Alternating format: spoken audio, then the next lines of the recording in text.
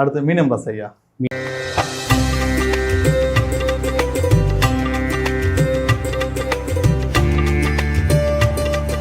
மீனம் ராசி. மீன ராசி வந்து இதுதான் கடைசி ராசி. இது பெண் ராசி, நீர் ராசி, மோட்ச ராசி. இதுவும் குரு பகவான் வீடு. சொல்லுவாங்க மேஷத்தில் பிறந்து மீனத்தில் மோட்சம் அடையணுவாங்க. கடைசி ராசி சமுத்திரம். இதுதான் எல்லாம் சமுத்திரத்தில் போய் கலக்குதுங்க. இதுவும் குரு வீடுன்னு சொன்னதுனால இவங்களும் ரொம்ப சாந்தமாக இருப்பாங்க. ரொம்ப சாந்தம். பெண் வீடுன்றதுனால ரொம்ப ரொம்ப சாந்தமாக இருப்பாங்க. இன்னொன்று, பெண் வீடு சாந்தம் ஒன்று. அப்போ பெண்கள் எதில் ஜெயிக்கிறாங்கன்னா மூளையில் ஜெயிப்பாங்க. இப்போ அப்பா வந்து நம்ம வீட்டில் என்ன தான் ஆக்ரோஷமாக இருந்தாலும் அம்மா போய் இப்போ ரூமில் போய் ஒரு 2 நிமிஷத்தில் வருவாங்க. என்ன சொல்லிட்டு இருந்தாங்கன்றது அப்போ அப்படியே டிசிஷனை மாற்றிடுவார். அவங்களோட மூளை பவர்ன்றது பயங்கரமாக இருக்கும். அது சொல்லுவாங்க மீன ராசி ஸ்கெட்ச் போட்டு குச்சா பிசுறு தட்டாது.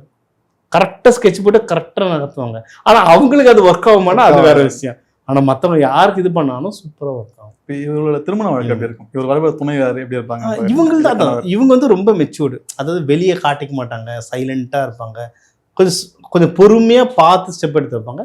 இவங்களுக்கு அப்படியே 7ஆம் வீடு யாருன்னு பார்த்தீங்கன்னா கன்னி வீடு. கன்னி வீடு அப்படின்னா ரொம்ப ஜாலியாக. நீங்கள் அதான் இப்போ கல்யாணத்துக்கு போகும்போது பார்த்தீங்கன்னா இப்போ ஹஸ்பண்டோ ஒய்ஃபோ யாருன்னா ஒருத்தர் கம்மன் வண்டி விட்டுறாரு, இன்னொன்று பின்னாடி தத்துக்கா பார்த்து குச்சிக்கிட்டே இருக்கும். சம்மந்தமே இல்லாத மாதிரி இருக்கும். அதுதான் யாரா இதுதான். ஒருத்தர் வந்து ரொம்ப அமைதியாக இருப்பார். அவரும் ஜாலியாக இருப்பார், சிரிச்சுக்கிட்டே இருப்பார், காட்டிக்க மாட்டார். இன்னும் பக்கத்து செல்ல கம்மன் இருந்தா பக்கத்துல இருந்து குச்சிக்கிட்டே இருப்பாங்க. ஃபோட்டோ எடுக்குது, செல்ஃபி எடுக்குது, ஃபேஸ்புக்கில். இந்த ஃபேஸ்புக்கு சோஷியல் மீடியாலாம் கண்ணியை அடிச்சிக்க முடியாது. மீனத்துக்கு அப்படியே வாழ்க்கை துணையெல்லாம் இந்த மாதிரி தான். இப்போ இவர்கள் வந்து உடல்நலம் பார்த்தீங்கன்னா எந்த மாதிரி இருக்கும்? உடல் நலம் காலபுருஷத்து இது வந்து பாதம். இப்போ மேஷத்துக்கு உச்சந்தலையில் ஆரம்பித்தா இவங்களுக்கு பாதத்தில் முடியும். இப்போ மீனராசிக்கு பாத வலி இருந்துகிட்டே இருக்கும். நீங்கள் இப்போ ஒன்றும் இல்லை, மீனராசிக்கு நீங்கள் வந்து இப்போ சனி பயிற்சி நடக்குது, ஜென்ம சனி நடந்துருக்கு. நீ 100 மீனராசி கூட இட்டு நிறுத்தி அதில் 80% கால் வலிக்குதுன்னு. ஆக்சுவலாக அது பாதம் வலி. நிறைய பேருக்கு பாதம் வலின்னே சொல்ல தெரியாது. கால் வலின்னு அந்த கால் வலியில் பாதம் வலி. ஸோ நீங்கள் இப்போ யாராவது பெரியவங்களாக இருந்தால் உங்களுக்கு ஏதாவது ஒரு வேலை நடக்கணும் மீன ராசிக்கிட்ட போயிட்டு உக்காந்து இப்போ லைட்டாக கால் அமைக்கிட்டே பேசுங்க, ஓகே சொல்கிறோம். அவங்க அவ்வளோ வலி இருக்கும் கால். ஸோ அவங்க வந்து கால் வலி. இப்போ இவர்கள் வந்து எந்த தொழில் செஞ்சால் இவர்களுக்கு சிறப்பாக இருக்கும்? இவங்க வந்து teachers best, consultant, healers, astrology, மற்றவங்களுக்கு கவுன்சிலிங் கொடுக்குறது, மற்றவங்களுக்கு கோச்சிங் கொடுக்குது, மற்றவங்களுக்கு அட்வைஸ். கவுன்சிலிங் கோச்சிங்னு எல்லாமே அட்வைஸ் ஒன்று தான். அந்த அட்வைஸ் பண்ணுறதுலாம் ப்ராப்பராக பண்ணுவாங்க, சூப்பராக பண்ணுவாங்க.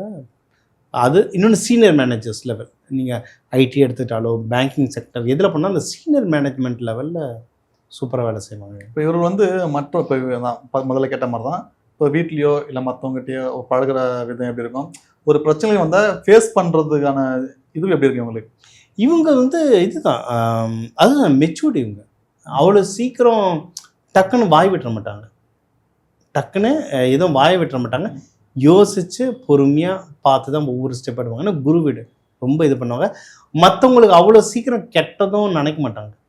நினச்சிட்டாங்கன்னா ஸ்கெட்சு போட்டாங்கன்னா சோழி முடிஞ்சிருச்சு. ஆனால் அவ்வளோ சீக்கிரம் நினைக்க மாட்டாங்க. ஏன்னா இல்லை பார்த்து பண்ணணுது தப்பு ரைட் அனலைஸ் பண்ணுவாங்க. சில ராசிகள் இருக்குது தப்பு ரைட் அனலைஸ் பண்ண மாட்டாங்க.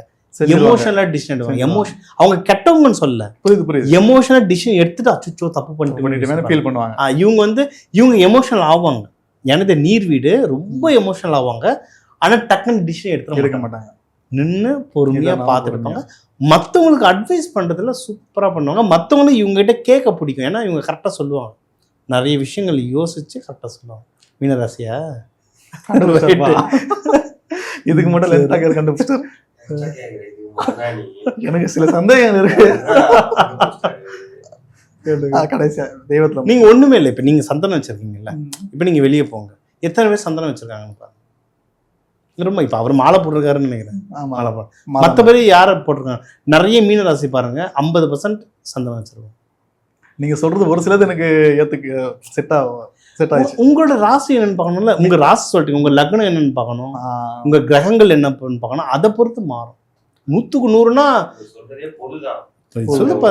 ஏன்பா தமிழர்கள்ல 2 கோடி மீன ராசி லக்னம் இருக்கு. 2 கோடி பேருக்கும் ஒரே மாதிரி இருந்தா அப்புறம் எப்படி? பொது இது பேஸ். இது கிரகங்கள் பொறுத்து மீதி மாறும். இப்போ இந்த மீனராசி நேயர்கள் வந்து எந்த தெய்வத்தை வழிபட்டா உங்களுக்கு சிறப்பாக இருக்கும்? இவங்களுக்கு வந்து பெண் தெய்வங்கள்ல குரு தெய்வங்கள் வழிபாடு பண்ணுறது நல்லது.